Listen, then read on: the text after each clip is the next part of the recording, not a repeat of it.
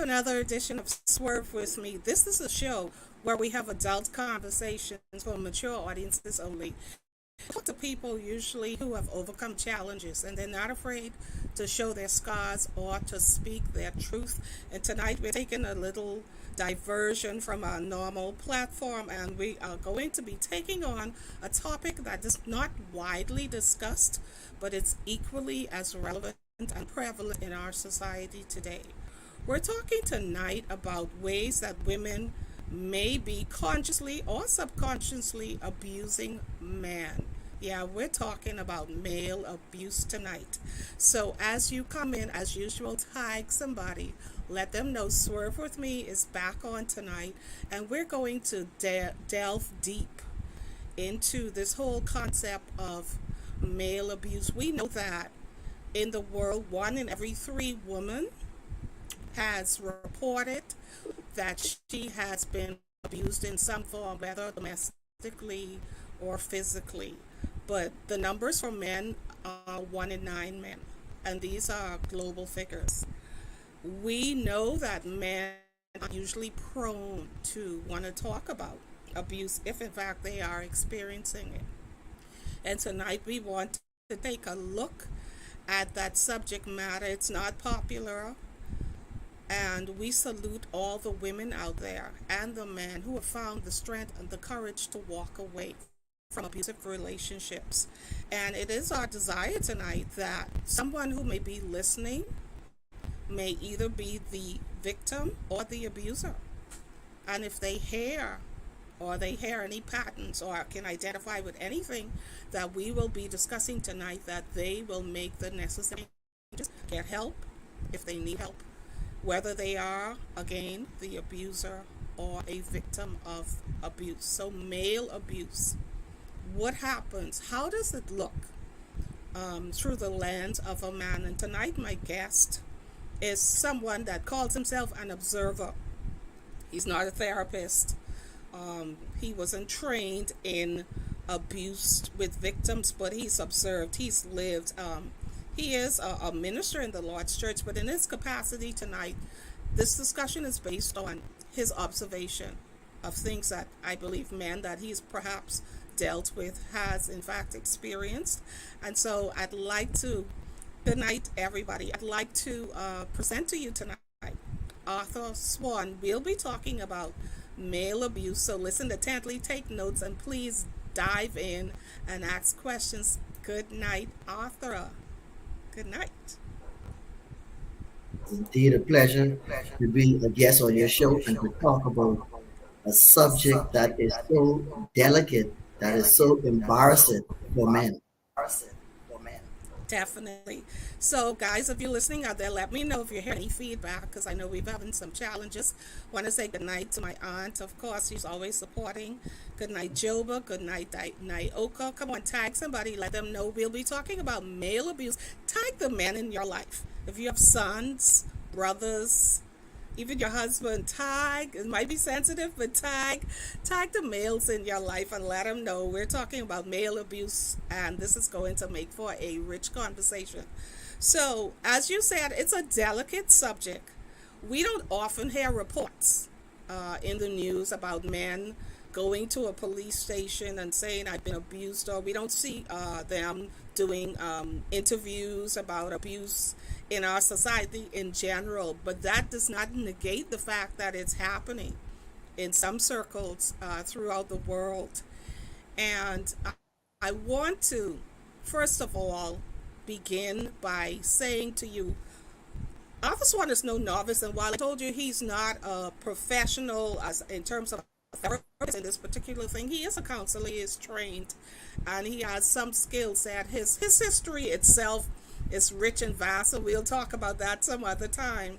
But he comes with a wealth of experience in working with men in the prison industry.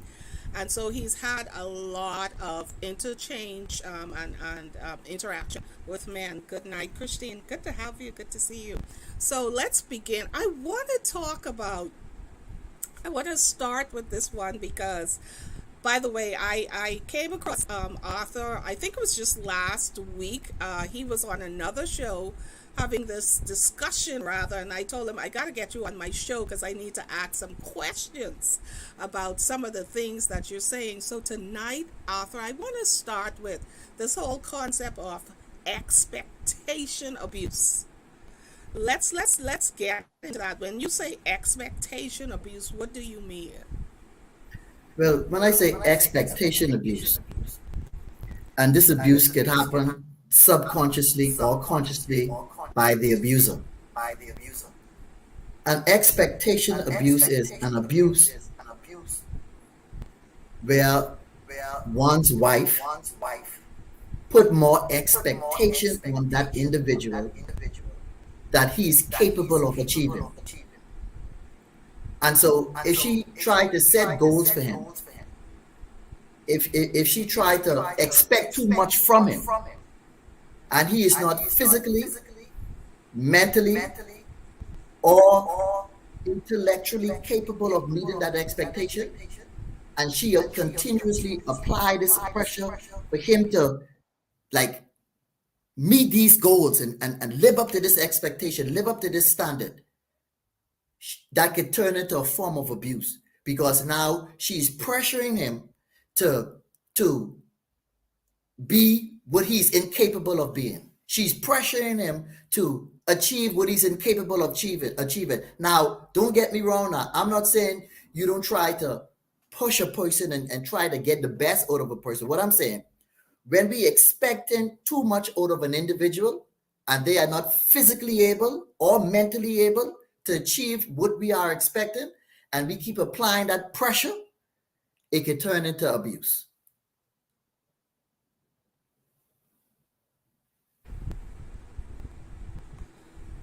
I'm the same challenge tonight with feedback, so I am going to keep exchanging moving from microphone to microphone. I don't understand what's happening. So, okay, you mentioned that if a woman has high expectations, or she is constantly she's setting goals for this husband or this man rather than him doing it for himself, that could possibly be a it's a sensitive that's sensitive in the fact that, of course, as you mentioned, everybody has expectations of what they want. What comes to mind immediately when you say something like that is, what type of relationship exists at that time? What are they talking about? Are they setting mutual goals together? if he if he doesn't have the capacity to meet the expectations that she has placed on him, where does that come from? Did he come into the relationship as this knight in shining armor, wanting to do all these things? So there's so many variables that could be involved in a situation like that. When does it become abuse? When does goal setting and expectations, in your opinion, become abusive? Let me put it this way. When I use that example of expectation abuse, abuse of expectation, I'm specifically dealing with a couple who have been together for some time. And so you should know what your partner is capable of doing physically and mentally. And even though, like you said, he might have offered the world, she might have accepted the world. But when the rubber hit the road and reality set in, and she realized that after 2, 3, 4, 5 years of marriage, that there is no way he is capable of meeting these expectations that both of them might have probably planned together, or he might have probably shoot them out there himself, or she might, or this might be her expectation. See, there comes a point when you got to realize, look here, this person is incapable of physically achieving this. This person is incapable of mentally achieving this. And you have to come to a Jesus moment to recognize, look here, I can't push no further because I realize that I'm expecting too much. And if I keep expecting too much and applying this pressure, something drastic may happen. Example, some guys will tell you, well, I did the crime because I wanted to provide or do something for my woman or my wife or whatever the case may be. Because I'm not blaming the females now. The show is specifically dealing with men who are being abused. So I don't want it to appear as if I'm bashing the females. But I just want to stay within the context of the subject. And so you find fellas who they're doing these criminal activities, right? To gain money so that they could do certain things, so that they can live up to some of these expectation. And so even though sometimes we come to a mutual understanding of expectation, you should know after several years of marriage whether or not that person is capable of meeting those expectations. And when you realize this person is not capable of because unless you're selling yourself a dream too. Now, if you don't realize that this person is incapable of physically and mentally reaching these expectations, then you selling yourself a dream and you applying this pressure. And sometimes we doing it consciously and sometimes it's done subconsciously. But the pressure is being applied and you expecting more than this person is able to deliver. And it could turn into an abusive situation. Okay, if you're just joining us, I'm speaking with Swann tonight. We're tackling the topic of ways that women may be abusing men. And let me just put this disclaimer out that as we go down the line and talk about the various abuses, it could be experienced on both sides. But again, tonight we are talking specifically about men and the ways that they may be abused. So go ahead and tag someone. So the expectation, you said something about the person should know at a certain point that this person is just not capable of doing it. And again, I introduced the fact that that's where that communication comes in. And I think a lot of times in relationships on both sides, people don't talk enough.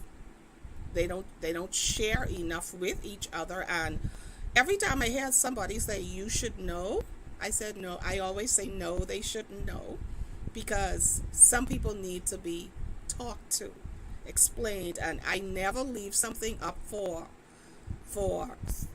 expectation in the sense that they should know. People only know what you tell them. You shouldn't have to lead. They shouldn't have to discern what you want if you can actually just tell them. It's so much easier. And life is so much simpler. But we get the point. The expectation of constantly drilling and badgering somebody, that this is what you want, this is what I expect from you, that definitely is one form of abuse that men may be in fact experiencing. Let's move on to talk a little bit more, delve a little deeper. Let me go down the list. So let's talk about let's talk about the verbal abuse that men may suffer, because we already know, like for every like one word that a man may speak, women probably say like 1,000, right? We just have that capacity to just say so much more. Let's hear your views on how this verbal abuse may be manifest. Well, this verbal abuse, and this is a common term, verbal abuse. This is very, very common.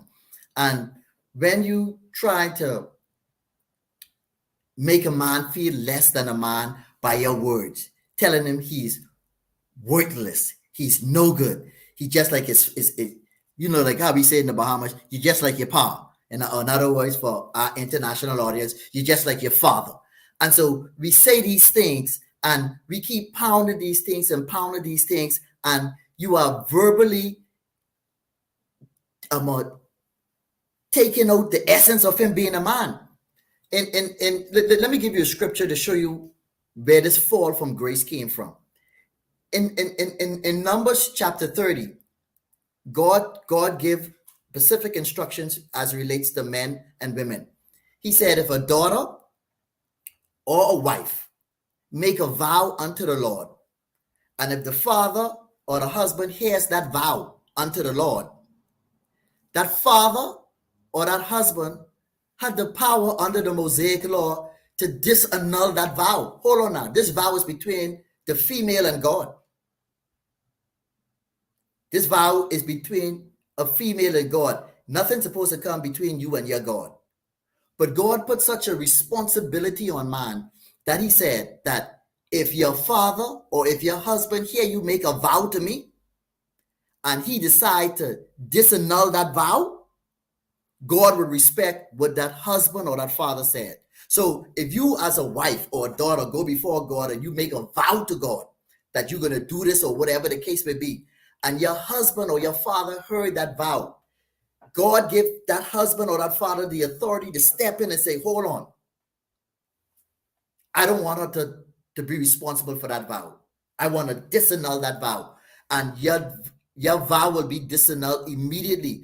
That's the type of power and responsibility a man had under the Mosaic law. But we've fallen from grace from that.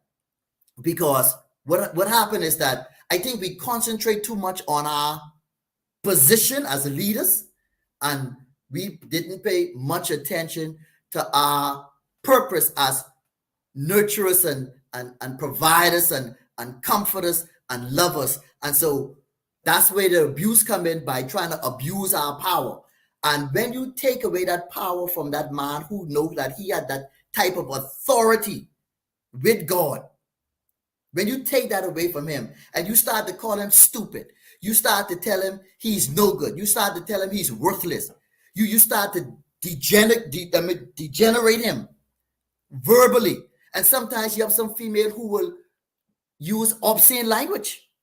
Sometimes they may use language to really make him feel bad in the front of people, saying that you ain't no good in bed anyway. And you start this verbal assault on him. You're abusing him. So then, what is happening with the man when this is going on constantly and he's been subjected to this? What is happening to the man? He's losing his sense of manhood. He's losing his identity as king, prophet, and priest. He's losing his identity as the provider. He's losing his identity as the head. Because here it is now, you have the woman who is belittling him. This is supposed to be the king, your king. This is supposed to be your priest. This is supposed to be your prophet. This is supposed to be your provider, your protector, your comforter, your lover, your friend. But now what I'm getting from her is that she is telling me that I'm no good. I will never amount to anything.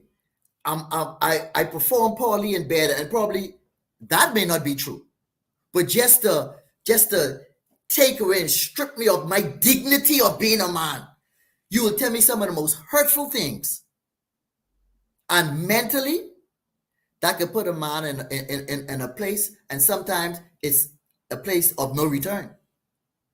And so we don't want to strip and rob a man of his dignity. We don't want to strip and rob a man of his masculinity. And so when that verbal abuse is being repeated, you could cause some mental damages. Let's move ahead. Of course, as we said before, everything we're hearing can apply to both sides. But tonight in particular, we're focusing in on man. So now let's move on to comparison abuse. I found this one very interesting when I heard you allude to it. So let's talk about what comparison abuse can look like from the male perspective. Well, comparison abuse is when you are constantly being compared to someone in the neighborhood or someone on her job or someone in her family. They are comparing you, or why you can't be like so-and-so, or why you can't be like him, or why you can't do it like that. You are constantly comparing your husband or that man in your life. You're constantly comparing him with someone else, and like you wanted to take on a different identity. If you constantly compare me to, example, your boss, you constantly compare me to, example, a neighbor who is doing well down the street. Why you constantly comparing me to that individual, like you want me to live a life that robbing me of my true identity and want me to steal somebody else's identity and live a lie?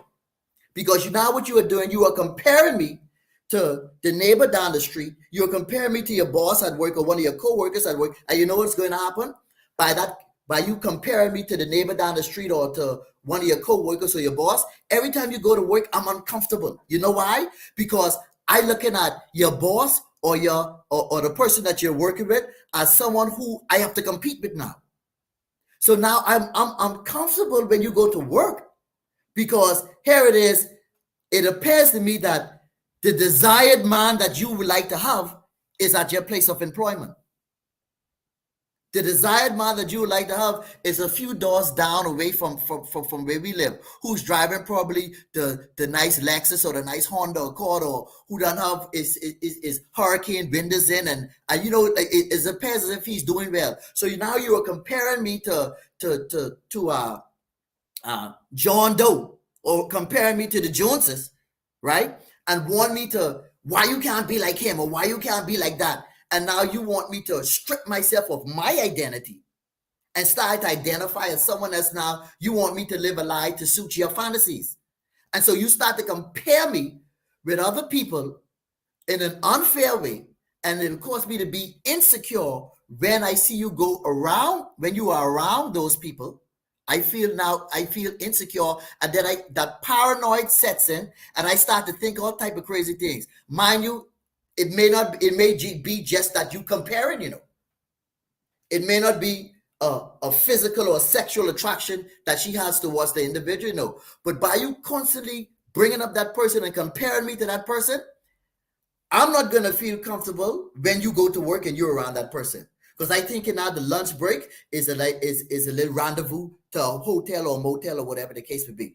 I'm thinking now the little trips you have to take when I have to go away for work, etc. I thinking now, well, I wonder if he's on this trip. I wonder how far his room is from hers. You understand what I'm saying? So by you constantly comparing him to somebody else, you are and the sweet part about all of these different adjectives that we are using to describe abuse, it's like a hand in the glove, because like you can't almost do one without affecting the other. So when you start to compare him and he start to be paranoid over the situation, now it is working on his psyche as well. So what would you say to a, oh, I'm sorry. Now, what I was saying, he feels less than a man because he feels as if he can't measure up to who you think is a true man. So let me flip it a little bit now and say, okay, so to that man who may be in a similar situation like that, experiencing this, how would you advise him to handle that? My advice to anyone who is going through these particular experiences: number one, don't try to change your wife, because you are not here to change nobody. The only thing you do is work on yourself. So my advice, like if you are being constantly compared to somebody, you gotta. That's why it is so important that we stay rooted and grounded in the Word of God, and to identify with who God says that we are, not necessarily to who would man try to identify me as. Because if I leave it up to a man to put a label on me, I'm plenty things that I've achieved in life, and plenty doors that will open up to me in life would have never been open because of the type of past that I have. If I rely on what man have to say about me and deal with just man label, I wouldn't mount up to nothing. So what we have to do, stay rooted in the Word of God, know what God is saying about you, knowing that you are the head and not the tail, you are above and not beneath, you are more than a conqueror, knowing that you can do all things through Christ who strengthens you, knowing that you are a child of God, you are the apple of his eye, and knowing that you are very, very, very important to God in your position that he designed you to be. And so men who are going through this, all I can try advice, it's easy. I don't want to sound so cliche, because we're dealing with real life issues, and I want to offer practical advice to it. But men who are going through this, you cannot get into a verbal spat with your spouse about comparing you to someone and all that, because what you have to do now is just try your best to focus on God and pray that God will open up her eyes, or pray that God will change her, or pray that God, that it be a move of God for her to change from that way, because obviously she is not completely in tune with the things of God and the purpose and the plan that God have in your life, for her to constantly try to get you to get outside of character, outside of purpose, outside of the will of God to be somebody else.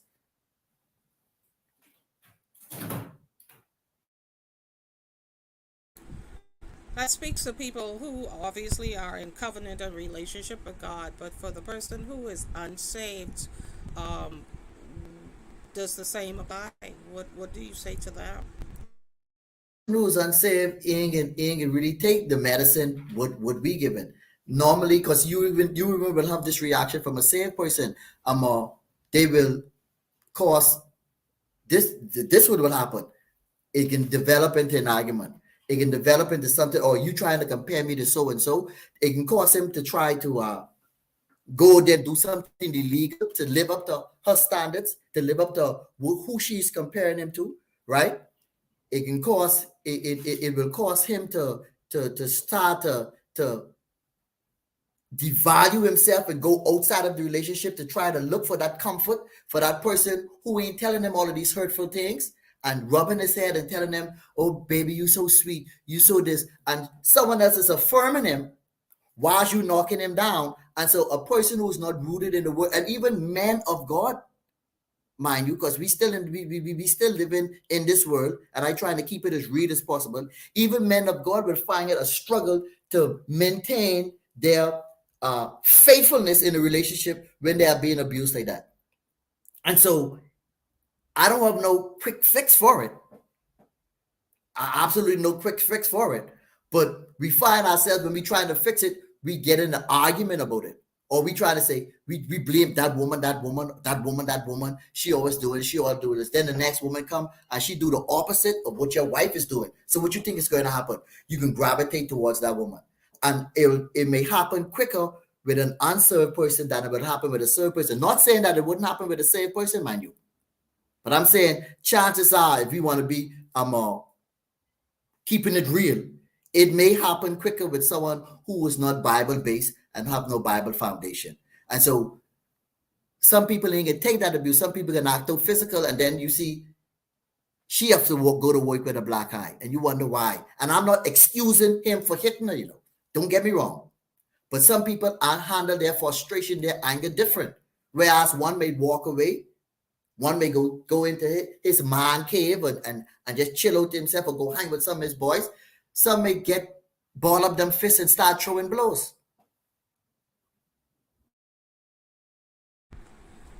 If you're just joining us, I'm talking to Arthur Swann, and we're talking about ways that may be abusing men, whether consciously or subconsciously. Let me just look at some of the comments. Elder Rose says, these days, if you don't have a woman who has a relationship with God, you will find yourself with these problems, because some women cannot satisfy, meaning they cannot be satisfied. So we just talked about comparison abuse.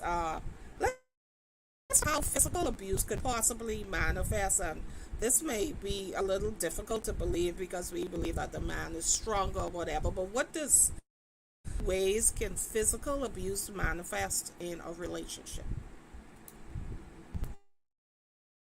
In a relationship, I know we look at it from a biological structure, that man is the average man is stronger than the average woman. But you have some women out there, their man, the husband that they're with is probably twice as small as they are, and they really is manhandle them. I've seen it with my own two eyes, where a friend of mine was being manhandled by his girlfriend in public. And all he was saying, behave yourself, man, behave yourself. Why don't stop it? Why don't stop it? He was capable of giving her one blow and knocking her out, but he didn't want to do that. He didn't want to do that. And so what he did was took that abuse and took that embarrassment. So how women abuse? Some women actually use their hand. Some women will try boil water. Some women will try throw grits. Some women will try to get their relatives to come and beat up on their husband. So that physical abuse can come from just about any angle. And don't think because some women, in keeping it real, could beat a man. Ain't no sugarcoating that. Some women could physically beat their counterpart, whereas some men don't want to hit back. And so they start there, they take that abuse, and when they get tired of that, some may try to say, well, let me go to the police station and report this. When they go to the police station, they get in smirks and these are funny eye looking at them one type of way, and it further adds to the humiliation. So now you getting physically abused at home. You're going someplace where you're supposed to be getting help for the abuse, and now you are getting another form of abuse where you look at that, boy, you come to this police station, talk about woman beating you. What type of man you are? And then sometimes when you see the female who is beating the man, you know beyond a shadow of a doubt that if this fella decide to hit her back, that she can't take one blow from him. But some men will maintain their dignity and say, I will not throw a punch at her. Some guys will hold them to try to stop them from, hitting them. Some guys can hit back.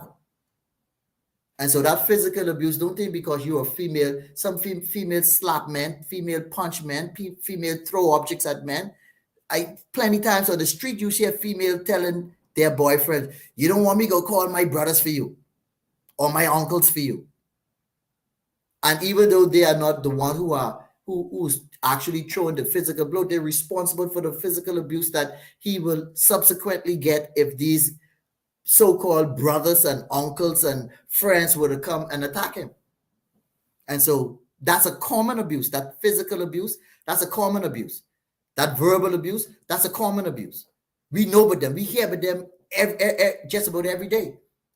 But abuse is something, when it comes to the man side of it, abuse is something that it robs us of our social lives. It robs us of our dignity. It robs us of our self-esteem. It causes us to do things that we end up being out of character. We may end up start to eat more than we normally do. We may pick up habits that we don't normally do. We start drinking, may start smoking. So that abuse can have various effects on someone's psyche if you're not rooted and grounded. And so my advice is, when you find yourself in a situation that, especially for the unsaved person, is to go seek professional help. Go get counseling.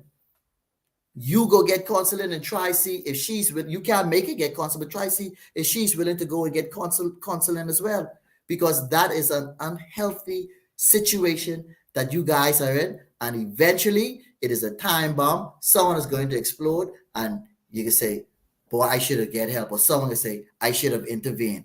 But it's too late. Plenty of times we say these things at funerals, or we say these things over the person hospital bed when they are 90% of their bodies is burned with acid or some hot grits or hot water or something like that.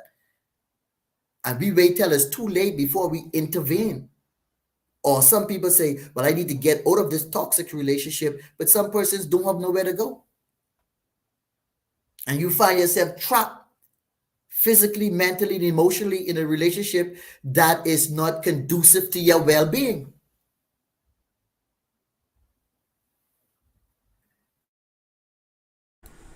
So physical abuse, women, manhandling, as you put it, is a way that they can abuse them physically as well, and they may not necessarily wear the scars. You may not see a black eye or a bruise on them, but that doesn't negate the fact that they may be experiencing that at home.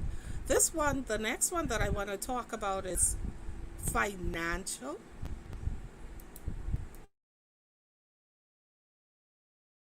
Some men, their abuse, you can see the physical scars, you can see black eye, you can see scratches, you can see burn marks, you can see all type bites. You can see some of these abuse that men are getting from women. You will see the physical marks. But society think that a man is capable of carrying that load. And the man, he feel as if that he have this responsibility, like he have to man up. Men don't cry. Man up. Use the man in the house. You wear in the pants. And so he don't want to seek help because he feel because the false narrative that society has placed on men when we show that emotional side, we get labeled as boy we being soft. Okay, just a little note for those of you in the back office. You can watch us live on Facebook. Go to my Facebook page, Miranda Innes. You can watch us live because I'm going to kick you out of the studio. That's just a term for it, nothing offensive. But yeah, you can watch us live. But I'm going now. I want to say you mentioned something about that society expects the man to take it. Why do you think society expects the man to take it? And have you seen men that have worn or borne the physical scars of abuse? Because you said they do. So have you seen any?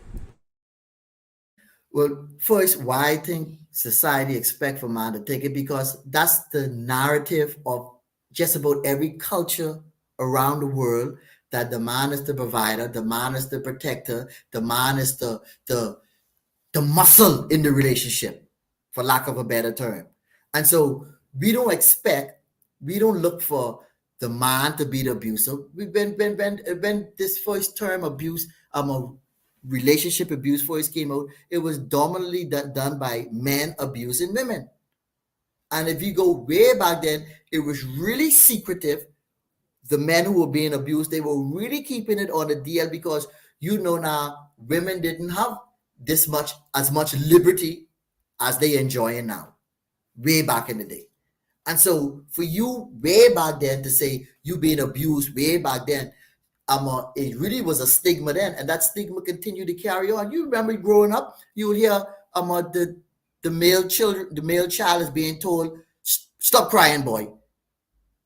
You use a young man and suck it up," or boys don't cry, or something. You'll be always hearing these cliche, these quote unquote I call them old people fable because that's not true. A true man will show his emotion. But we grew up in society where it's expected so much of men because we're supposed to be the strength and the pillar. We're supposed to be the provider and the protector. How could the strength, the pillar, the provider, protector, the foundation appear to be so weak because we look at tears as weakness? That's a fact of it. We look at a man who cries a lot, we look at him as weak. And so society placed that false narrative that men shouldn't be crying. Men are so always supposed to have it together. Men are always supposed to be able to carry this load. God put Eve in the garden so that she could be a helpmate to Adam. Adam ain't supposed to carry all the load. That's what he have his wife there for. But we have this false narrative that men supposed to be this superhero in the relationship. And you know what all we expect from our superheroes. We don't expect them to break down. We don't expect them to lose. We don't expect them to be vulnerable. We expect so much of our superheroes, we forget the human side of them.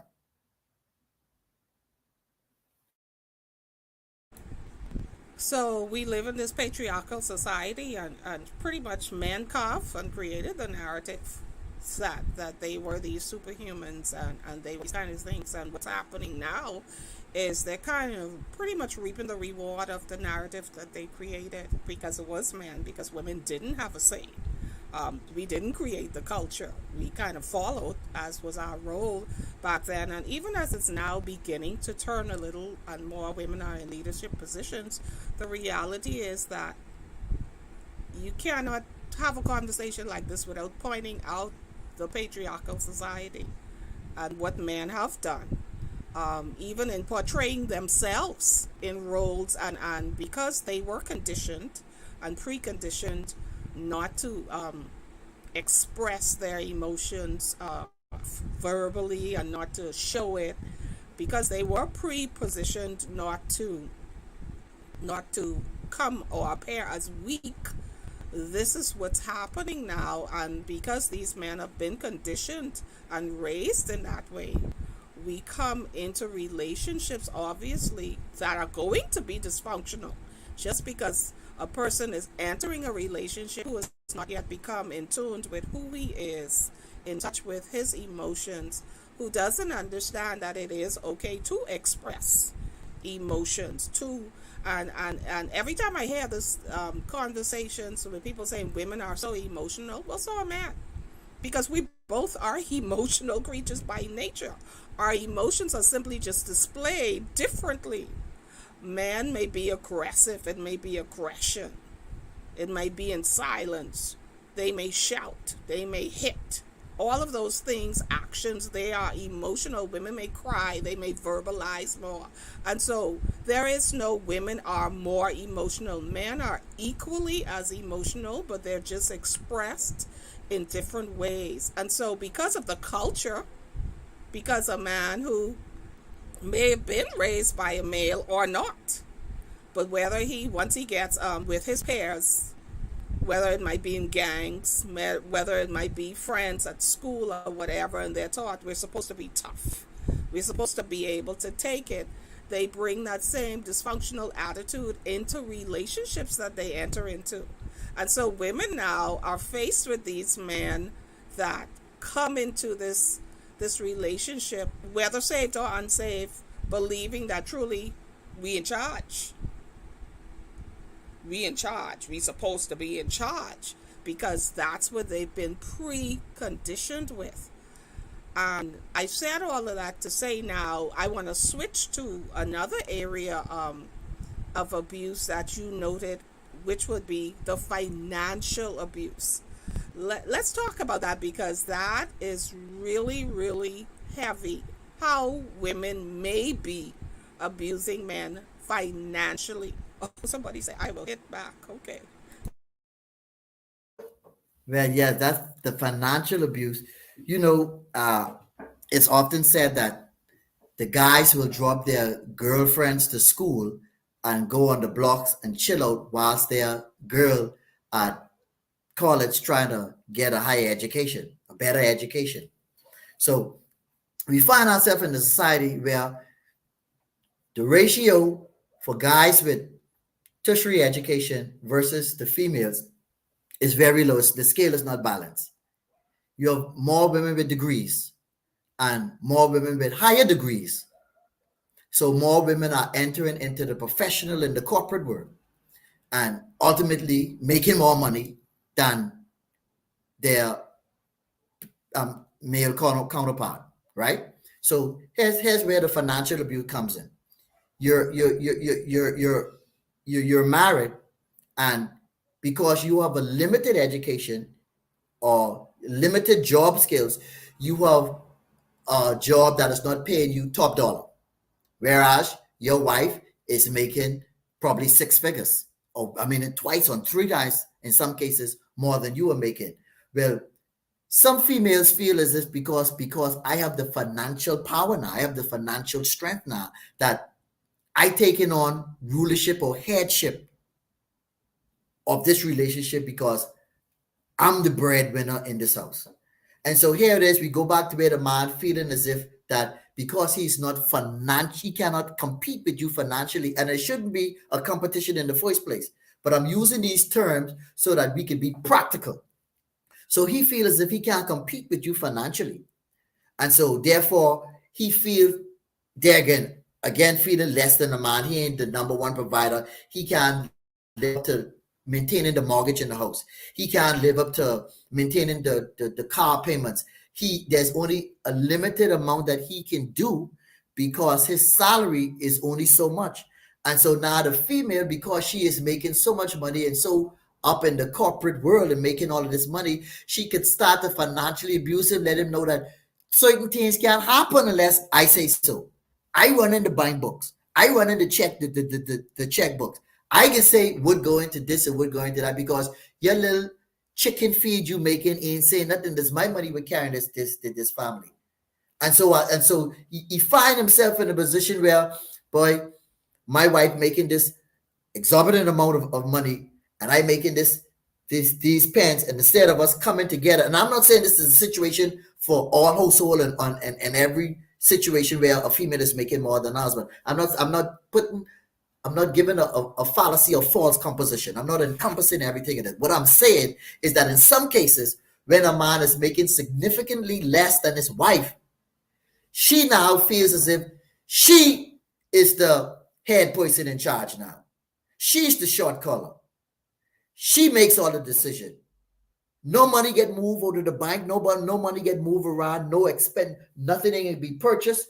Nothing will be bought unless she say so, because she got the dollar bills.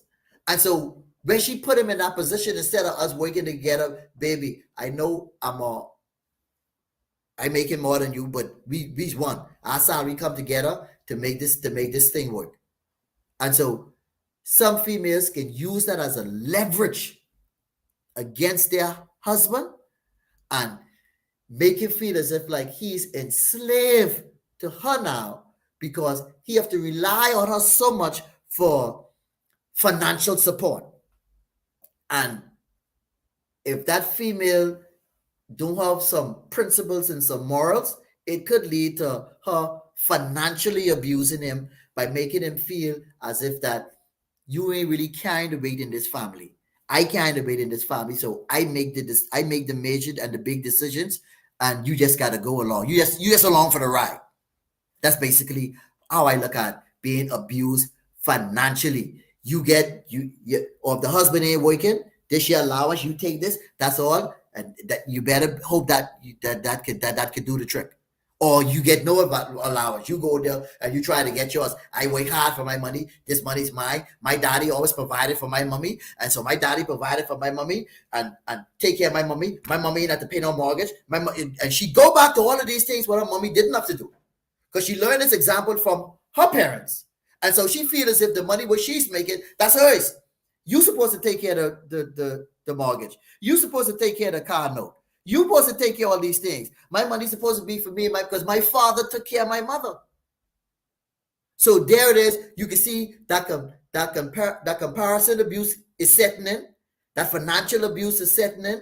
That verbal abuse is setting in. All of these abuse now, like I said, they fit like a hand in a glove. They connect with one another. There's a connection to each one of these abuse. And so now she said what her father used to do in the relationship in the home that she grew up in. Times have changed. Probably the husband fell on bad times. Probably made some bad investment. Probably he lost his job or whatever the circumstances may be.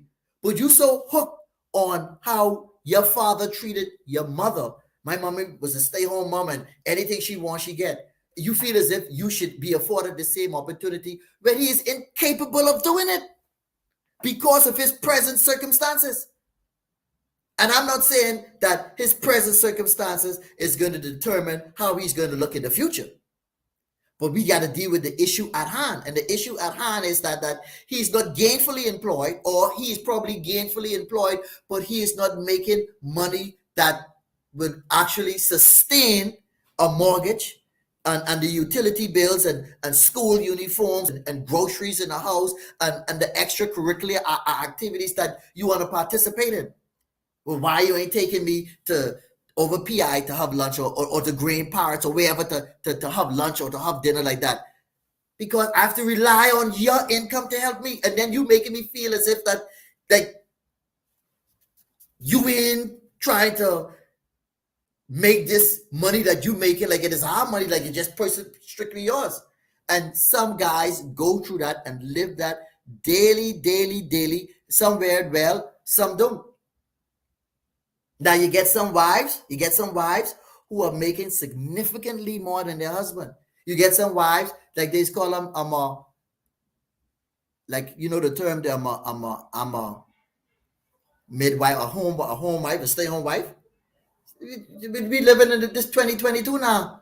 Get stay-home husbands because the wife making that type of money to support. And some wife don't act as if, well, I in charge now because I making the money. Used to stay-home dad. You do the school runs, you do this and you do that. But there's a mutual understanding that, look here, we working this together and I looking at you no different than when you was providing. I'm looking at you the same way. So I can't say that's the situation with all, but we specifically dealing with the abuse. So when a person find themselves in that position where they are being, and then you get so used, the poor guy, he gets so used to a standard of living, and probably don't want that to be taken away. And so he find himself continually losing his manhood, losing his dignity, so that he can maintain a roof over his head, so that he can maintain getting his toiletries where he can shave and look good and go to the barber and do all of these other things. And so if we don't be careful, we could be financially abusing somebody because we are more financially stable than they are. So again, what do you say to a man who may find himself in that type of position, whether he lost a job or whether his skill set just doesn't allow for him to be paid as much as the wife is? What do you say to someone who, a man in that type of position?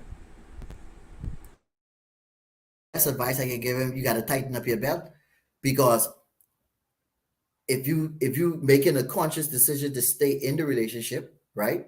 You got to tighten up your belt, and you got to try to better yourself and condition yourself. Or you could some in some cases, because like I said, this happened consciously and sometimes it happens subconsciously. In some cases, you may be able to sit down with your wife and say, well, honey, this is how you're making me feel, or this is how I'm feeling. And the wife may not be aware that she was doing it, that she was causing this type of feeling from him, and it could be a change. It could be, well, honey, I didn't realize you was feeling this way. I'm sorry, and moving forward, I can do things differently. You have situations where you can sit down and talk it out and resolve it. You can have situations where you can't resolve it, and you would have to make up your mind. Either you can stay in this abusive relationship, or you got to cut your ties. And some people, because they want to feel secure, like some people, like when a woman is constantly getting beat from a man, they say, why she don't leave? And some people say, where she can go, she have no place to go. We're not a country that is designed to have places where we make a go for shelter and protection. So some people feel as if they have nowhere to go, so they take the worst part of the situation that they're in. They stay in the abuse because they feel trapped. I have no place else to go. Who else can take me and my 4 or 5 children? Who can want me as a man and I ain't working? I ain't doing this. I can't provide. I can't do all this. And then all type of things start to run through that man's mind. And then some guys can't take it. You start picking up habits where you start drinking or smoking, or you trying to come up with schemes and scams so that you can get this money, or you want rob or to get this money, or you find yourself buying things through the back door so that you could save more money. And then the police come knock on your door, lock you up for receiving stolen items. Whereas you trying to, oh, I need this 45-inch TV. And so someone's selling you on 45-inch TV for $200. And so you buy that because you trying to save it, because you done all psyched up now. You done looked at, you ain't putting nothing on the table. So you feel good now you bringing this brand new TV home for $200. The wife feel proud of you, and you got it by illegal means. When you look, the police come knocking on the door and you have a different situation to deal with. Yeah, so, and of course, we know criminal acts are never all right. Okay, so let me get to some comments. Wendell DeVoe says the male esteem is assaulted when a woman is constantly, of course, saying what he's not or what he's not doing or holding him hostage financially for that fact. Elder Inslee says you really have some men that take advantage of a woman. They don't like to work, they're lazy, and sometimes it's the same with women. So yeah, that definitely is a category of men that they don't want to work. And speaking again of culture, I don't know when it happened where some men just became so comfortable not, and in particular, I don't know if it's in the Bahamas as much, but there are so many men that live with women. They aren't necessarily married, but they live with women, and so you would constantly hear, well, she's always putting she's always putting me out. And I'm thinking, if it were your place and you both had shared responsibilities, how is that a viable option? But there has been some turn in our society where men feel okay to be taken care by women, and some don't even mind that she's paying all the bills, and she's talking a certain kind of way because they want to stay home and they want to play that PlayStation, and and just lay up, and they want to be a kept man. And so that is a category of men where obviously financial abuse doesn't apply because it doesn't matter to them. If they're getting the stuff, they're quite happy and quite comfortable with it. And so that is so unfortunate that we somehow have supported this notion that it's okay to just take from women, and men have grown up like that. I don't know when that change occurred. I don't know why it's so common nowadays where they feel it's okay to be taken care of with no remorse whatsoever. I don't know when that happened, but I know of several persons um, that have come to that place, men and women, who just become so very complacent that they just don't want to participate financially in this relationship. And so I could only imagine when it comes to people that are married and one partner adopts that kind of attitude, how stressful it could potentially be in that particular relationship. So we talked about that financial abuse and how that could manifest for men. Let's talk now about. Hold on, one thing before you go further. Uh, see, I don't want the narrative to be taken as, see, but these example I'm giving, they are, I'm not dealing with the slackers. I'm not dealing with the lazy fellas. I'm specifically dealing, because if you're a slacker and you're a lazy person and you don't want work and you just want leech of somebody, yeah, I have no remorse and no love for that. I'm talking about persons who are not lazy, persons who just probably fall on hard times, and probably they're not working, but they making up for it in other areas in the household. So I'm not saying this attitude, this financial abuse will apply to a person who is a lazy person, who don't want to work, who don't want to do no better. No, that's a different um, kettle of fish right there. We dealing with someone who has contributed. We dealing with someone who's willing to work. We dealing with someone who just fell on hard times and it is hard to seek employment, or someone who is employed but is not making that type of money to carry the weight.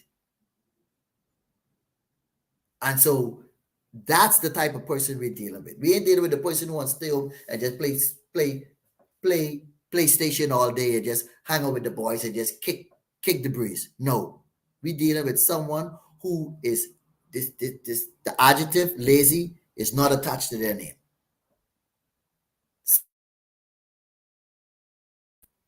No ambition is not attached to their name. Just that they find themselves in a position where things ain't working out right now. Yeah, we're just talking about the different categories of men as we carry on this conversation, so we do understand that and take note of that. Um, we talked about a little bit about this before, but let's talk about. Oh, I see another comment.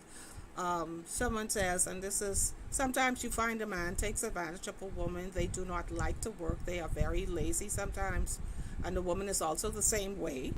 But if you find a woman and a man willing to work together, that's the only way the relationship will work. Two hands working together. Nayoka says men are supposed to have a job. Kenyu says two hands working together and it still doesn't work. Some people are just suckers. Okay. Well, here's what I want to say about that. Yeah, that's true. Just different categories of people. But I want to say for the person who's underemployed or that person who is just making enough money, diligent hands, you got to find a way to make it work. And you alluded to this earlier. If you want to stay in the relationship, then you have to find a way to make it work. If you're underemployed, maybe you need to seek getting a second job, stepping it up if you're able to do it. And so if you're going to stay in the relationship, you already know what the expectations are. You already know how your wife is handling you. You already know how she responds when you are not bringing in as much as or whatever. So there's some things that you have to do if you want to remain in that relationship and want it to work. There's just some adjustments that has to be made on both sides. Of course, we know a woman who handles a man like that, she most certainly needs an attitude adjustment. She just needs to understand what's happening. So we know how that works. So now let's move on to intellectual. And we talked about this before a little bit, but let's go through what that intellectual abuse looks like for a man. Yeah, back to what I said, plenty of these are like connected. That intellectual abuse is due to the fact that you're more educated than your husband. And so you feel as if that he cannot carry his weight in a conversation with you and your peers. And so you may have where you have the office party, the Christmas party, or an office get together, and you're embarrassed to bring him because you said, nah, man, I dealing with the bougie people, the elite people, the high societal people, the educated ones who have bachelor's and master's and doctorate degrees. And here it is, you come along and your subject and your verb can't even agree. You can't even talk to us with current affairs and issues that's going on. We may use a banking term and you thinking we talking something totally different because everything is foreign to you. So here it is, because she is so more she's more she academically inclined than he is, she feels a sort of embarrassment bringing him around certain friends, bringing him around certain events that her office may be having, because she feels as if that he will be an embarrassment to her on the intellectual stage now. Because I don't want my friends to know that my husband don't even have a high school diploma. And that may be easily detected by the conversation. He's not capable of holding an intelligent conversation. When I say intelligent, I don't want to sound cruel to him, but I try to be as practical as possible. So you may feel as if, man, his subject and his verbs don't agree, or his vocabulary is so small that some of the simplest words they might say, and he don't know where we coming from, and so you feel this embarrassment, him tagging along to the office parties or the get-togethers and the stuff like that. So you leave him home. You tell him you go into the office party. He want to come to show support. He want to come to be there with you and for you. But you don't want him there because you think that he cannot keep up with you and your co-workers on that intellectual level. And so what you do, you deny him the privilege of being with you and being there to support you. And you say, well, no, you need to be bored to this party. You don't need to come. You making up all the excuses for him. He ain't making up the excuses why he shouldn't come, You making up all the excuses for him because you embarrassed, because whilst he was dropping you to school, right, for you to get your education, he probably is doing this carpentry work or doing this mechanic work or his masonry work or doing this lawn care work. And so therefore, he don't have that type of education to keep up with that type of conversation. Or he may not just be that person who don't keep up with current events and world events issues. He may not be a CNN watcher to know what's going on in Ukraine and Russia and who is Putin and who is this one and that one and all that. And so because he's not intellectually sound, you sort of like keep him like the child in the basement you don't want nobody to see, you don't want nobody to know about, because he's the security at a gas station or the security at some firm or someplace. You don't want him on this side of town because you are the bank manager, or you're the CEO, or this position, or you're executive for this position. You don't want to come pick you up in this security uniform for the workers to see. Husband is the security officer, or he coming there all greasy up with his dicky pants and shirt on because he just come from under one engine, all greasy up, and some people feel embarrassed, and so you go to your office get together. People wondering where your husband at. You don't want him come because number one, you said he is not on that educational level that they are on. He's more of an embarrassment to you intellectually. Mind you, he may be a good provider, he may be a loving husband, but you feel embarrassed having him around, and he may say something in the conversation, and people said, well, we know this fella don't have much education. He may use the word out of context. He may, like I said, subject and verb don't agree. He may talk about social issues that far as the east is from the west, because he's not intellectually sound, because he's not academically sound. And you being aware of that, you are conscious of that, you sort of like keep him like the child in the basement, because you are ashamed of his vocabulary, you are ashamed of his subject verb agreement, you are ashamed of his knowledge of current and social events that are currently happening. That's the reality. In a scenario like that, she chose him. She knew exactly who he was when she married him, and that is the thing that women who may be feeling that kind of way, that's what you have to accept. That's the man that you chose. If you wanted an intellectual, you should have chose an intellectual person. And so it comes with the whole respect and acceptance of the person who they are and what they're able to contribute. In the reverse, same thing applies. You get who you choose. I mean, that's who you married. And if you wanted him to be an intellectual, you should encourage him to go to school, to read a book, to read the news, to watch the news or whatever before you go to a social event, so that he would be able, listen, there's nobody out there in society, in the corporate space or whatever, that does not prepare for events that they attend. And so that's an easy fix, and that's why communication is so important in relationships. Because if you're going to an event that certain topics would come up, do some research before you get there. And it has absolutely nothing to do with where he works or whatever the case is. You could help him. You could prepare. I mean, if you are that kind of woman who is supposed to be that helpmeet, but you get exactly who you married. That's who you married, and that's just the reality of it. You get who you marry. Let me just read Lindbergh Hutchinson says, let's remember the vows, for better, for worse, for richer, for poorer, but not encouraging slackness. You wanted to say something else? Yes, like you said, that's who you marry, and so but you gotta understand, when some people get married, that excitement of the marriage, and when reality hit, that's a whole new different world. And so you may get married to somebody who never finished high school, right?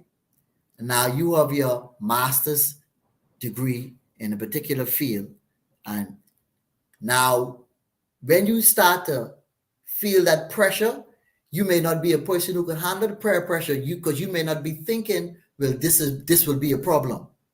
But when you find out your friends, your co-workers at work are making jokes and your husband is the butt of the joke, then now you feel as if you have to treat him as the child you hiding down in the basement. Because now you realize, oh, my husband is the butt of the joke because he don't have that type of education. And instead of you standing up for him, you fall under that peer pressure, you fall weak, and you say, well, to curb this or to get around this, when the events come, he ain't gonna be the butt of the joke because he ain't gonna be there. So even though you know you were marrying someone who is not on the same academic level that you are on, you may not have a problem with it then. But when you get into that corporate world and that pressure you start to get that pressure and persons have your husband as the butt of the joke or he's the office whisper. And you can't deal with that. So now you take it, you deal with it in a way that would make him feel abused so that you could maintain a straight head at the office, a straight face at the office. That's why I said you can prep him, you can prepare. People do it all day, every day. I mean, I'm just saying there's just really no excuse for that. And working around that, Raquel Min says the sad thing is that people want to change the man or woman after the I do. That does not work. You have to accept the person you choose. Um, Simple Simon does not mean, Jerusha says, Simple Simon does not mean non integral. We have what we invest in. Absolutely. And that's all I'm saying. You knew you were going to the classes and he was just dropping you off. You knew exactly who he was. And then this again speaks to how intellectual is this person really? Because I want to balance the conversation. We're talking about the male abuse, but we know that you can help him. You can help him be prepared for it. You don't have to succumb to the office chat and gossip and saying, and that comes to a simple scripture that says, I think it's Proverbs 4:7, wisdom is the principal thing. Therefore get wisdom. And with all your wisdom, get understanding. And so it's how you manage and maintain, and even the man. See, you cannot play victim role. You know your wife has these degrees. She may have even up to a doctorate.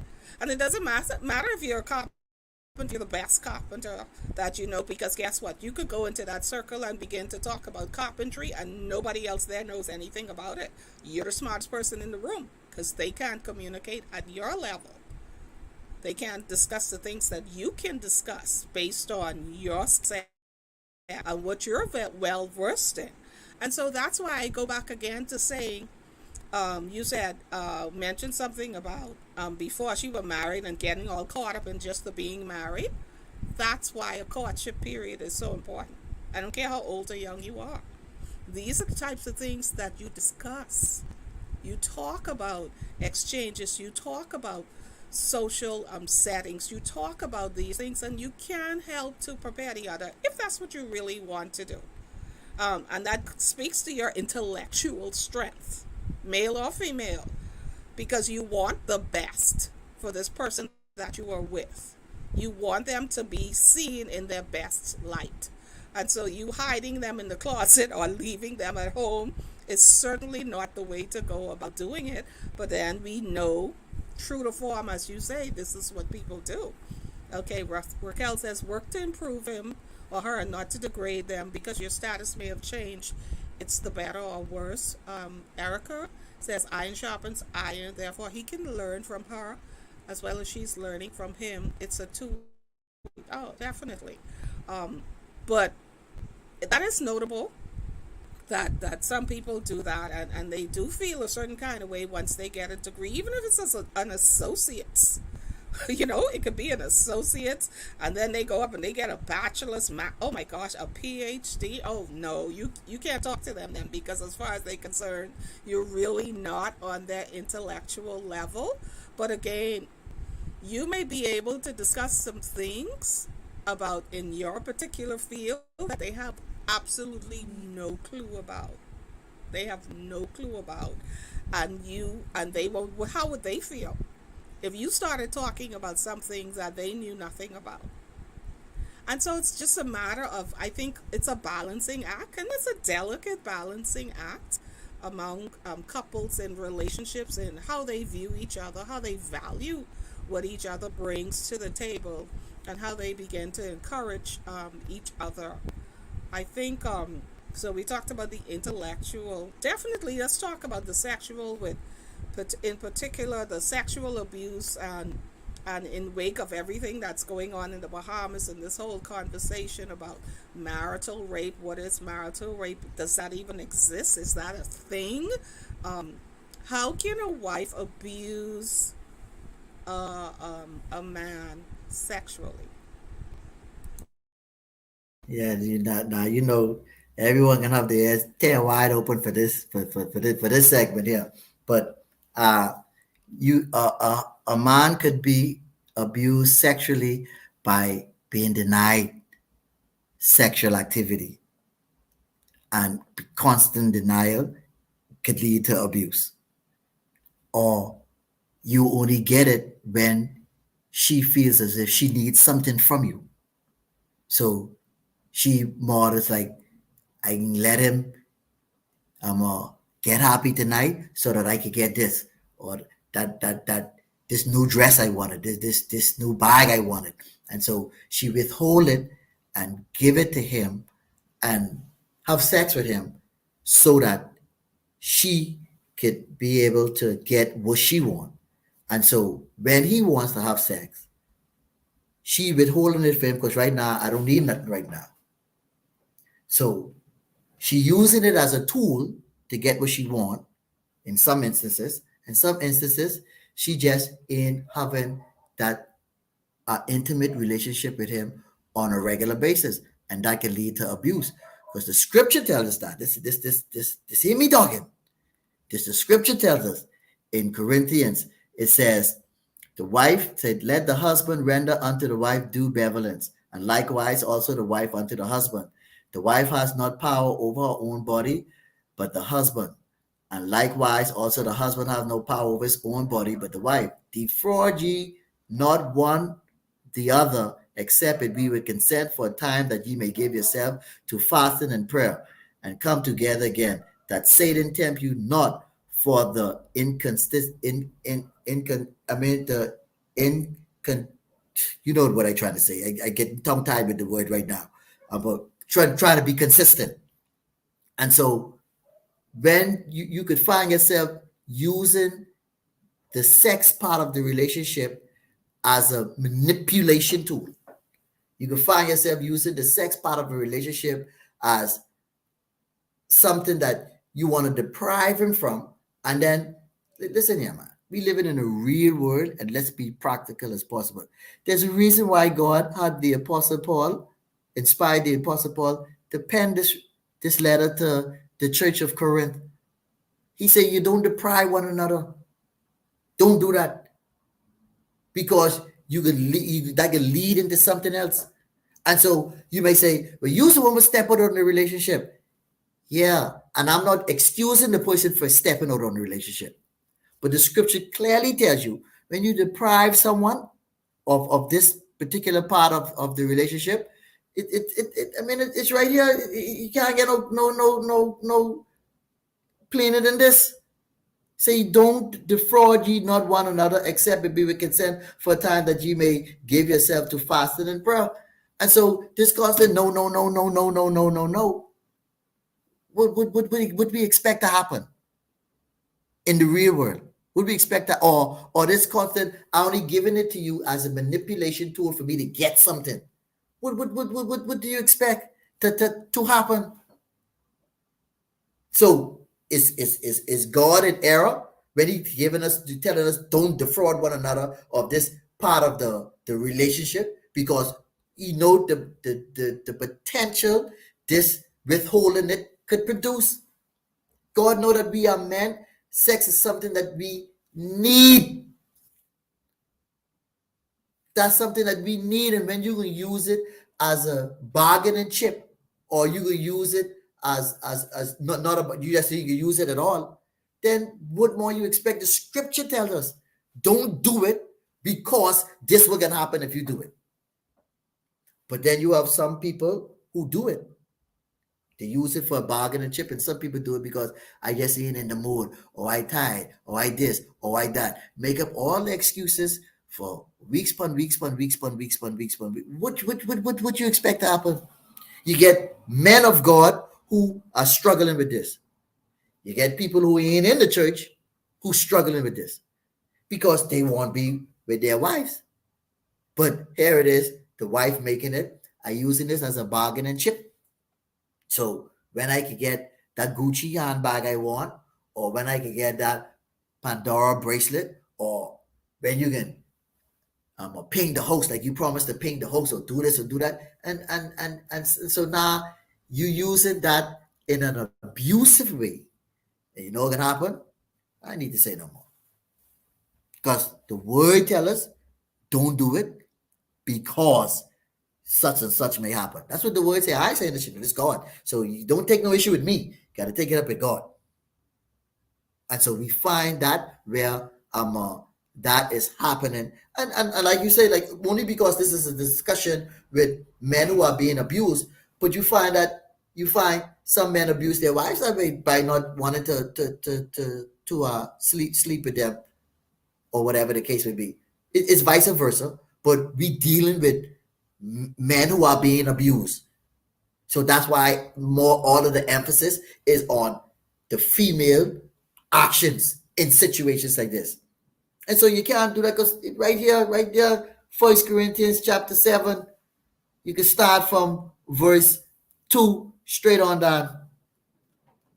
And it tells you don't defraud one another of that. You don't think God know why he say that?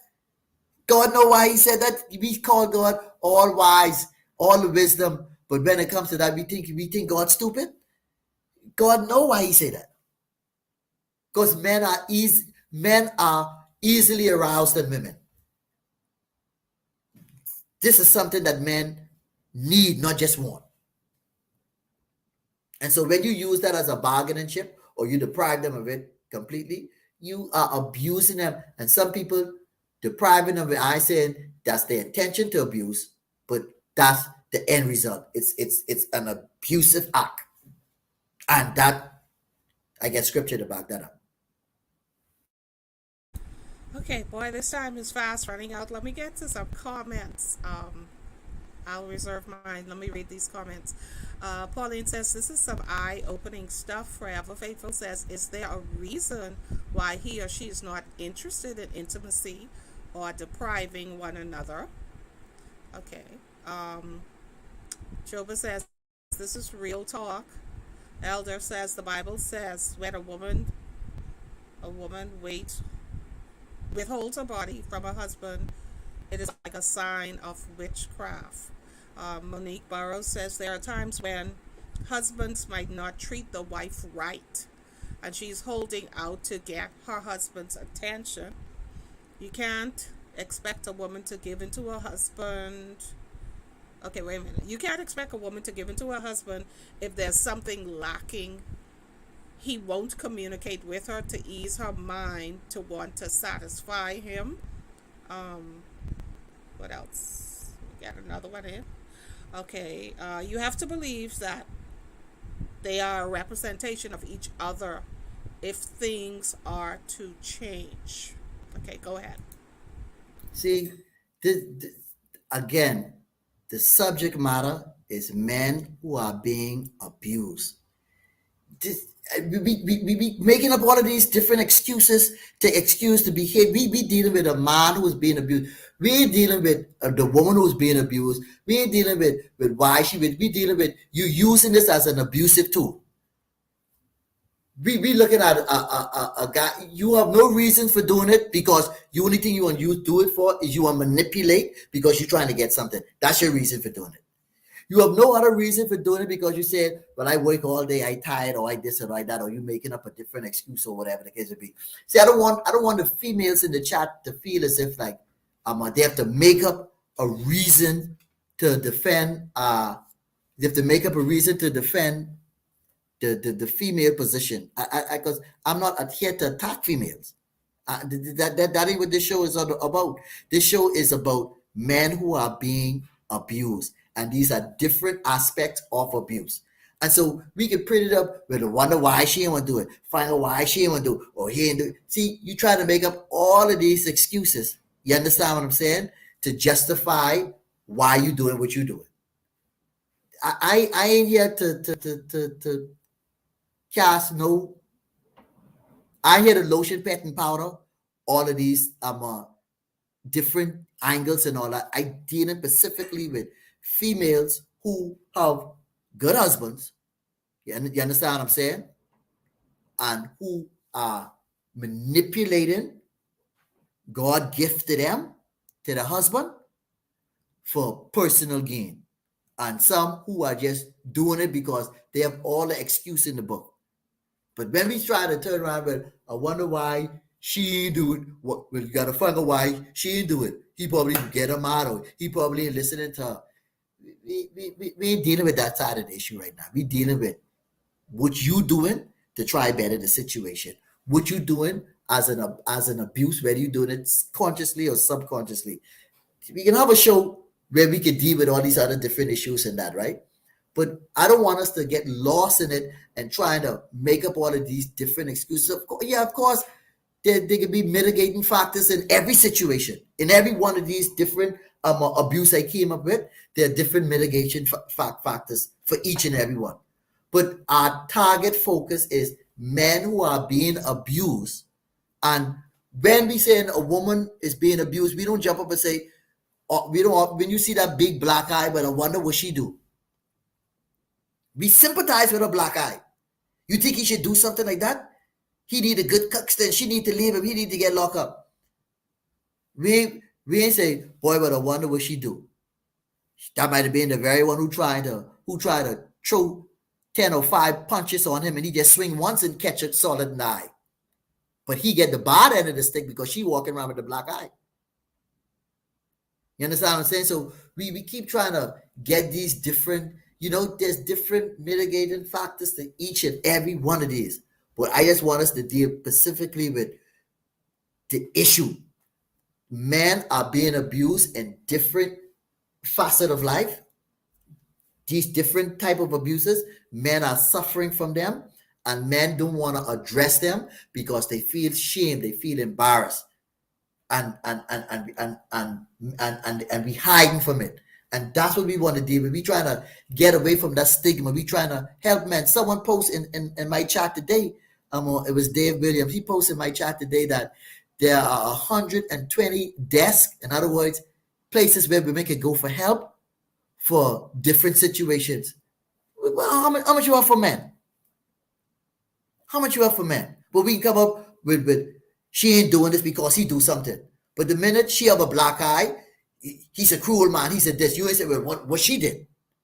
So this ain't about the next person. This about men who are being abused. Whether they're being abused physically, financially, emotionally, psychologically, comparatively, expectationally, intellectually, whatever type of form this abuse coming in, that's what we're dealing with. And whether it's, and we want to deal with it, whether the woman is doing it consciously or subconsciously, it has to be addressed because this is the elephant in the room and nobody wants to address it. And the men ain't want to address it because we shame, we embarrassed, we feel like we less than a man when we talk about having an abusive wife. So until we stop trying to make up these excuses as to why she don't want to do, why she don't make love to him, because he ain't listening or he ain't doing this. Well, have them same thing. Why she have that black eye? And I'm not saying this to be cruel, I just trying to say, look here, if you can tip the scale that way, tip it the next way as well. Don't just look at it subjectively. Look at it objectively. Well, the matter of abuse is no trivial matter, whether it's been inflicted on a male or a female. I believe we all agree on that. And we do know that while women may have 120 desks or whatever, remember, we do live in this patriarchal society that men still run. And where things do not exist for men, it's because men have not put it in place. And like you've been saying all night, let's be real. Let's address the elephant in the room.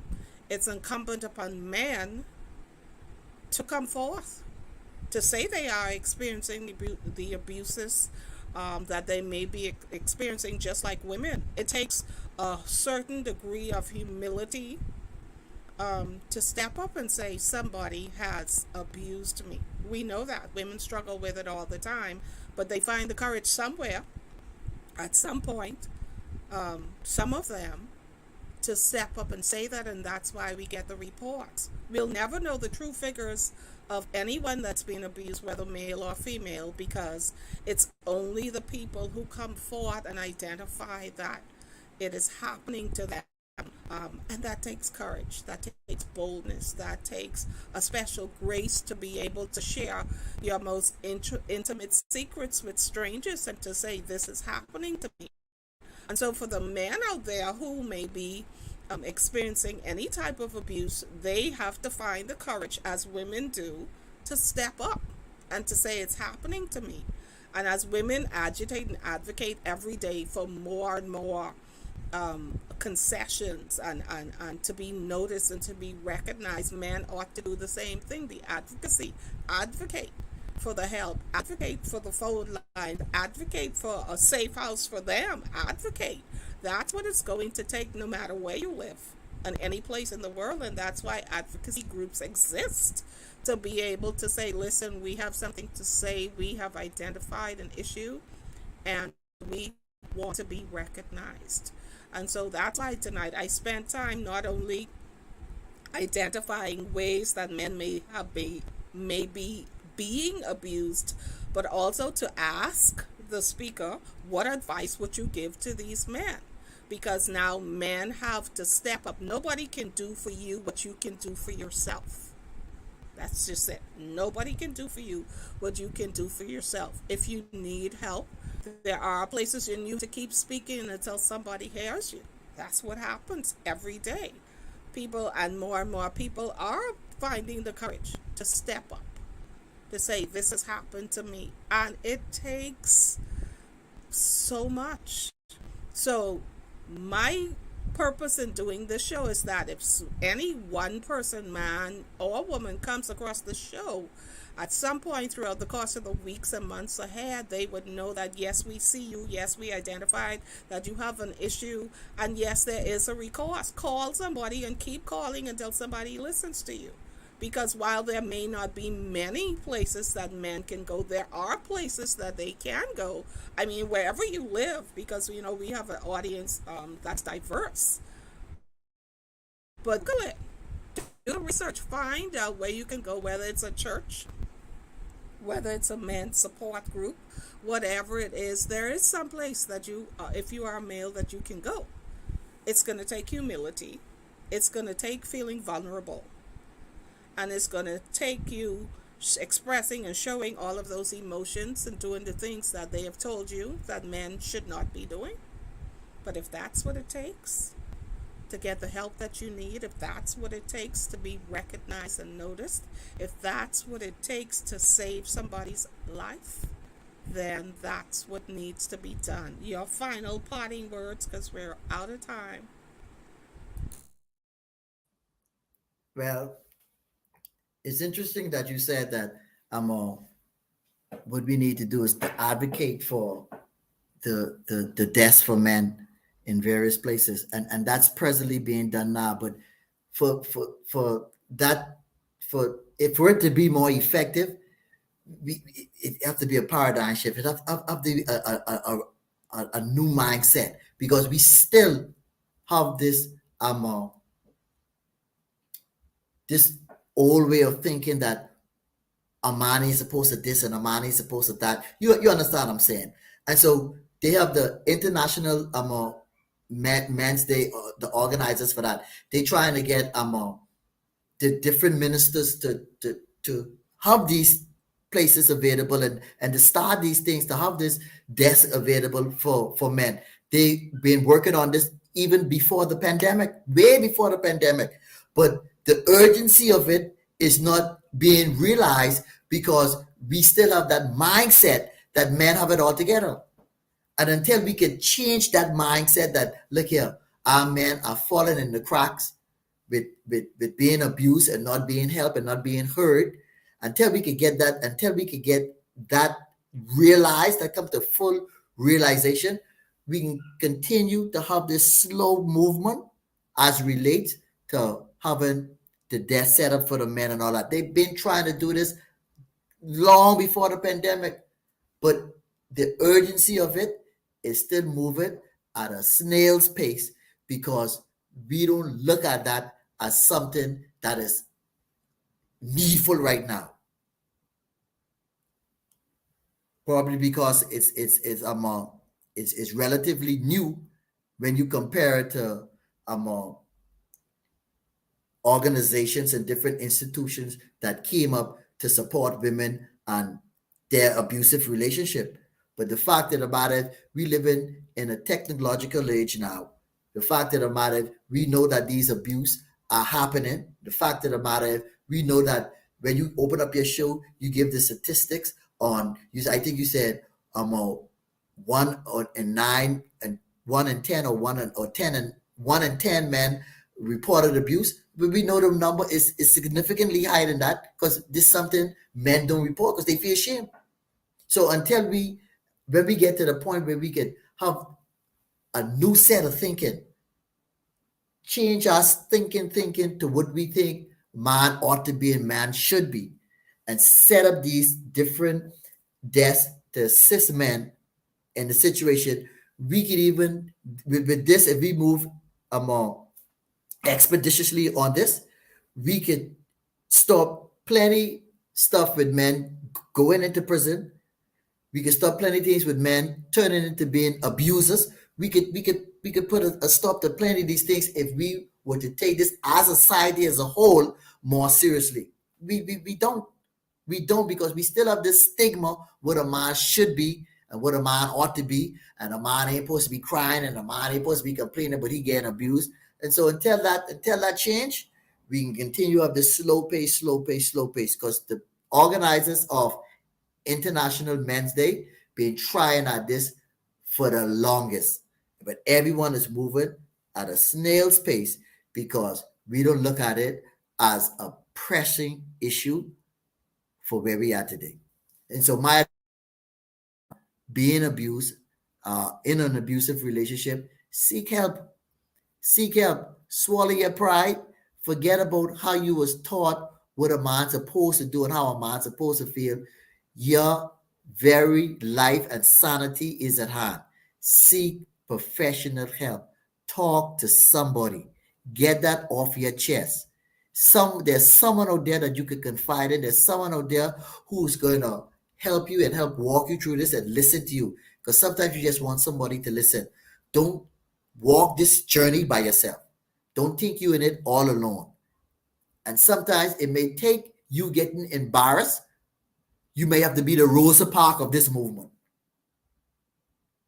You may have to be the Martin Luther King of this movement. You may have to be that very one to step up and take the embarrassment and take the ridicule and take the shame so that it can stop, so that the next generation don't have to go through this. So you may have to be the Rosa Parks for the men's movement, for the men to have these platforms and these places so that they could go to help. So I beseech you and I beg you, if you find yourself in this situation, please seek professional help. Talk to somebody. Talk to somebody. Talk to somebody. I can't say that enough. Talk with somebody. Seek professional help. There's help out there. And sometimes you just have to swallow that pride. Don't worry about how you was brought up, how a man's supposed to be and all that. Look here. Swallow that pride and get help before you find yourself fighting for your sanity or fighting for your life. That's very good.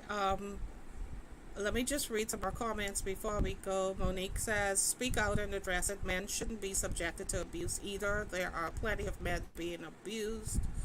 Nayoka says, awesome show. She says, Monique says, start by forming a private group for men to be able to reach out for help. Alvin Moss, hey Alvin, where women know that men are being abused, they should speak out as well. Think this helps in every factor. And how about posting?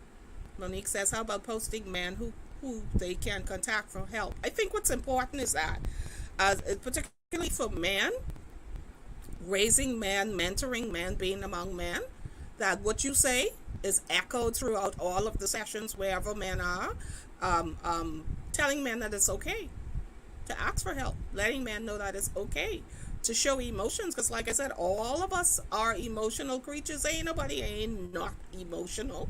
Every single human being that God created, he created with emotions, and we use them. We just use them differently.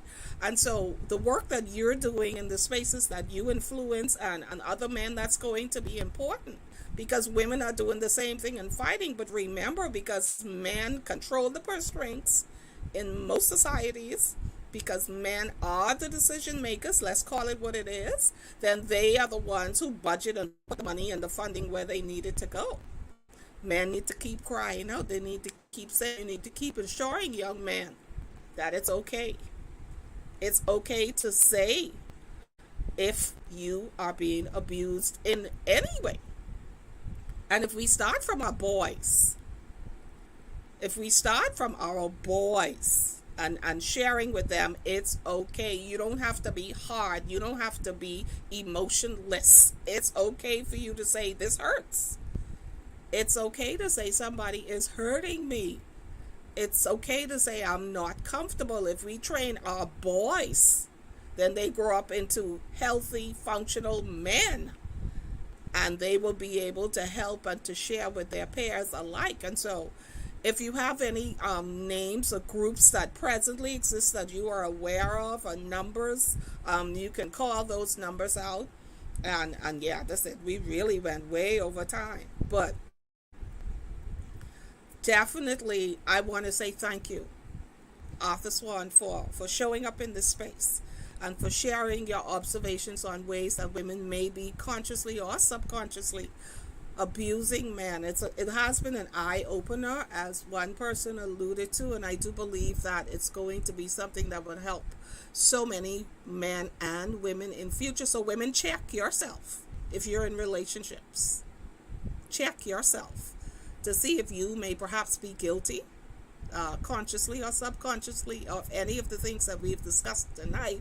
And likewise, men, check yourself and see how you presented yourself into these situations, and to make sure that you express yourself. You don't have to be tough. You don't have to act like you're a hero. You can too express yourself and let somebody know, your spouse in particular, and in the case of those that are married, that I'm not comfortable. I didn't like what you said. This hurt my feelings. That's what communication is all about.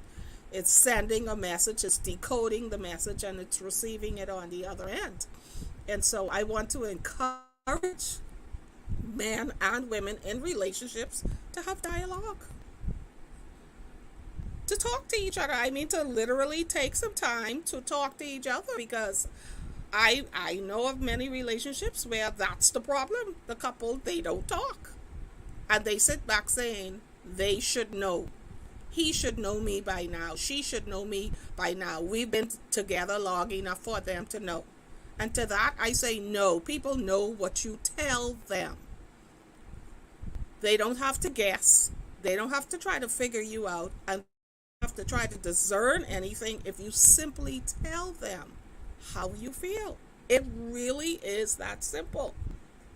And people, those of us who are in Christianity and in the church, we have a tendency to say, and they didn't even discern that something was going on with me. I don't have to discern. If you simply just tell me. I don't have to discern you in trouble. I don't have to discern that you're hurting. I'm not diminishing the value of a discerning spirit, but why should I have to if you could just tell me? And so each of us have to own our responsibility. That's what we do. I confront issues. I put them, I speak to them, because we have our own responsibilities as we traverse through this world, to do what we do and do it correctly, and try to do the things that we can, that's in our power to do. And we know that what we can't handle on our own, God will handle for us for sure. Oh gosh, I still have comments coming in. Princess says, our men need to be taught conflict resolution and have sessions on anger management. Women too. We all need it. Conflict resolution. And again, if women have learned conflict resolution and men learn conflict resolution, when we get into relationships, we'll learn how to resolve conflicts. So Alvin says, yes, covering our men in prayer is very important. Hey, Antonio, he says, great conversation. Jodelle says, awesome show. Al says, great conversation, much needed. Yeah, so thank you all for tuning in. We're way over our time tonight. But again, thank you, Arthur Swann, for being with us. And this is a conversation that needs to be continuous.